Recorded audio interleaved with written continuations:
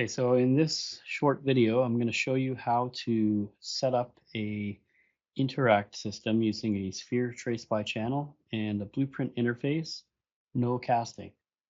So when we walk out here, we'll be able to hit E to interact and collect items and basically interact with anything that has our blueprint interface implemented into it. Okay, so the first thing we want to do is we need to go into content and you're going to set up an input. So we're going to go to actions and add a new input action. So I'm going to go to input action, call it IA underscore interact. And then we're going to add this to our IMC default. So we're going to go to mappings and add a new one. Oops, mappings, add find interact. And I'm going to click here to add this to E, so E to interact. So I'm going to hit save. So that's that part finished. So the next thing we need to do is I'll jump back to content and I'll just place my blueprints right here. So I'm going to make a blueprint interface. So I'm going to right click, go to blueprint interface and call it BPI underscore interact. So we're going to double click to open this up and we're going to rename the function to interface underscore interact. And we're going to add an input down here. And you can name the input instigating actor.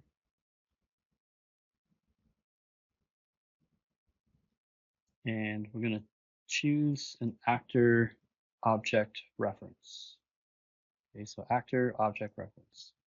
Okay, so this input, this way we can check to see the character or player that's interacting with the object and do things with that. So I'm going to hit compile and save, and we have that set up. So I'll close this. And then the next thing we want to do is start to implement this and set it up with the player blueprint. And we need to create items as well to interact with.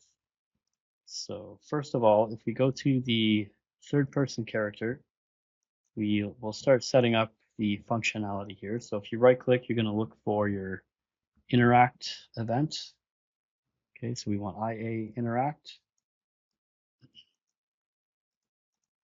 And we're going to want to use a sphere trace for this. And we want to set up a custom trace channel so that we make sure that we're only interacting with objects that are in that trace channel. So to do that, we'll leave this here for now, but we're going to go to Edit, Project Settings, and you can search for trace channel. And you can see here, we're going to add a new trace channel. And we're going to name it Interact. And we want the default response to be ignore. Okay, so we're going to click accept, and then we're going to use this on all the objects that we can interact with in our world. And we're going to use this trace channel to make sure that when we hit E to interact, we can only interact with objects that have that trace channel. Okay, so with that set up, we can close this and we'll start setting this up. So we're going to click and drag. So I'll just start by saying if this is running off of triggered, while you hold E, it's going to keep firing. So if you want to hold E and have interact firing the entire time you're holding the button down, you can go off of triggered. If you want to just press E and it fires once, then you can go off of started. So we'll go from started for now. And I'm going to search for sphere trace by channel.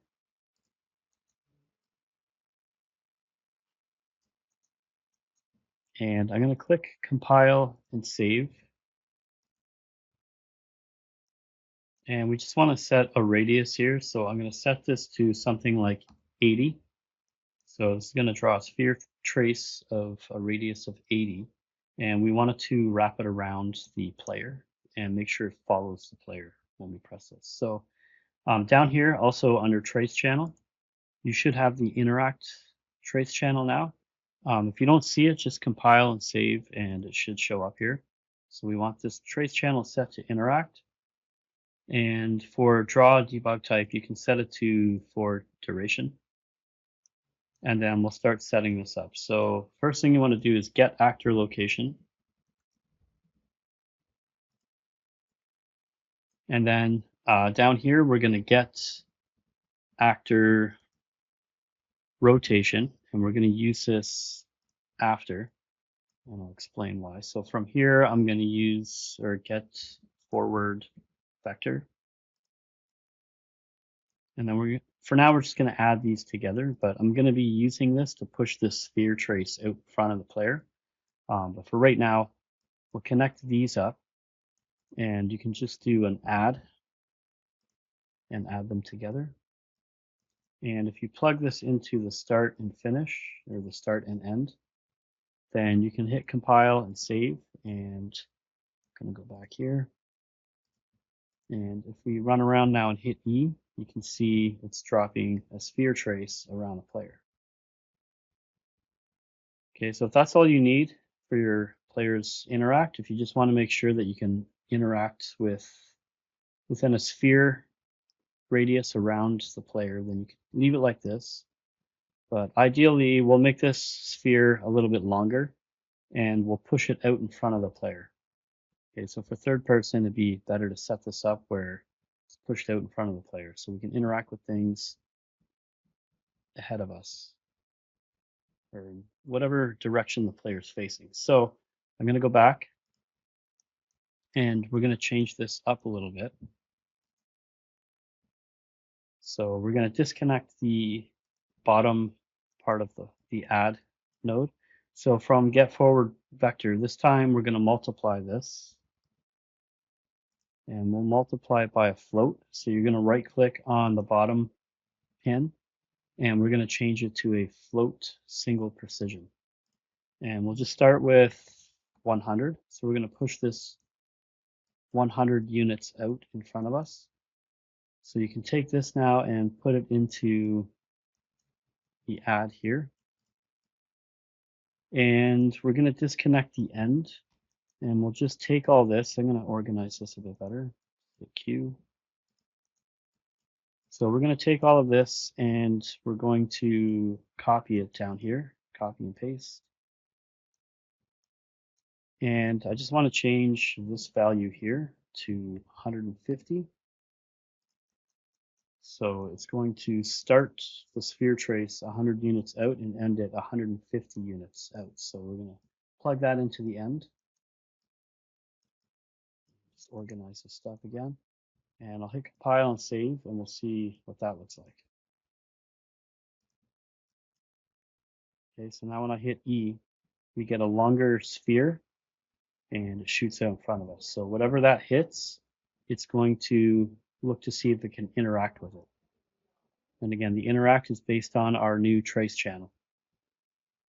Okay, so I'm going to save this and continue setting up the items that we want to interact with.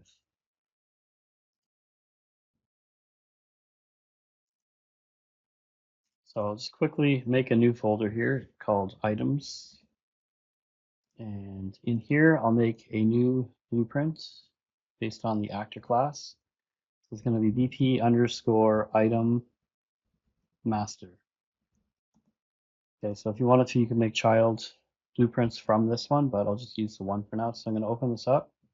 And we need to first add a static mesh. And I'll actually rename this to mesh appearance. And then we can set this in the construction script. So if you wanted to drag this out, you can see here, if we look in the details panel, you've got your static mesh here. So if you want to set static mesh, we can do that like this. And compile, and then you can convert this to, or promote this to a variable. And you can just name that mesh appearance, or this time I'll call it item appearance.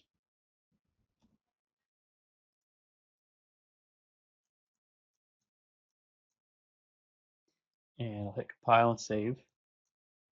And if you want, you could start out with something in here. So I'll just find something that I have from Fab that I brought in. So we'll use this mesh bottle here.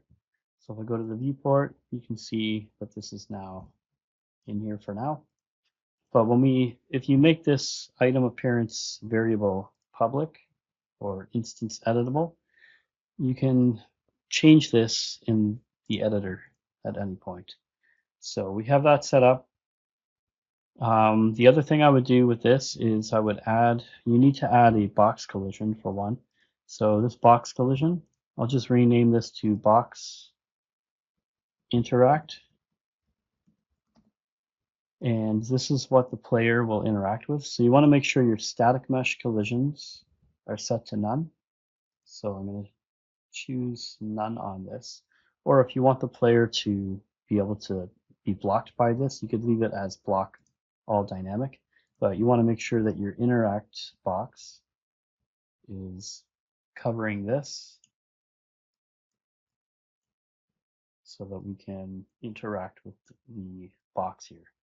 So depends how you're setting this up. If you want to be blocked by your item or if you want to be able to run through the item, then in that case, just go here and switch this to no collisions. Okay, so box interact is what we're interacting with. So here under collision presets, we're going to set this to custom. We're going to ignore all, except we're going to block interact. Okay, so when the player hits E to interact, this is going to block and register that we've hit this. So I'm going to hit compile. We're going to hit save. And we'll just add one more thing to this. I'm just going to add a rotator. So rotating movement, and I'll set this to 90 over here, so it slows it down. If you hit simulate, you can see it just rotates it. Okay, that's optional. You don't have to have that in there. If it's just a static item in the world, don't add that, obviously, so I'll remove it for now. Just a reminder to show you how to do that. So now we can go to our event graph and start setting this up so that we can interact with it. So I'm going to take everything here, hit delete, and we need to now implement our blueprint interface. So I'm going to go to class settings, and over here we're going to implement our BPI. So BPI interact. And then over here we're going to right click and implement events like this. And here you can do whatever you want. But we're going to destroy the actor just to keep it simple. But if you wanted to spawn a sound here, spawn sound 2D. You can play sound at location. It doesn't matter, but spawn sound. And then I'm going to right click and promote the sound to a variable. And you can see it's just a default sound base. But again, you can make it public, compile and save, and then you could change this when you drag this out into the editor. Okay, so if you have something here that you want to start with, I have real quick audio assets here. So whatever I put in here, when we collect this item, it'll play that sound, and then you can destroy actor. Okay, so by using spawn sound 2D, it'll stay in the world and finish the sound effect as we destroy the actor. Okay, it won't cut it off. Okay, so this is pretty much set up on the item side, but we need to go back here to our character blueprint and continue this. So we have the sphere trace working, but now over here, we need to finish setting this up. So all we need to do now is we're going to drag out from the sphere trace, and we're going to just search for interact, and you'll see interact or interface interact message. So we're sending a message through our interface, and on the out hit, we're going to break the hit results. And you can expand this down, and we want to check to see what we've hit here. So you can take hit actor, and we want to plug this into the target here. But you can also, we'll do that for now. And then off of here, we want to just see what we're hitting as we're testing. So we'll do a print string. And you can plug this in here too. It'll just print the name of the object that we're hitting so that we can confirm. And the instigating actor is the third person character. So this will be a reference to self. Hit compile, hit save, and if we go to our level, I'm going to go back and drag out our item. And if we hit play and move over, you can see when we interact, it picked it up. Okay, so we'll do that again. And that's pretty much it for that. Okay, so the only thing I noticed here is that the print string didn't print anything. But that's just because we're destroying the actor before it has a chance to print the string. So if you go back without destroying the actor, you can see when we interact, it prints the string and it tells us what we're hitting. And we hear that sound effect.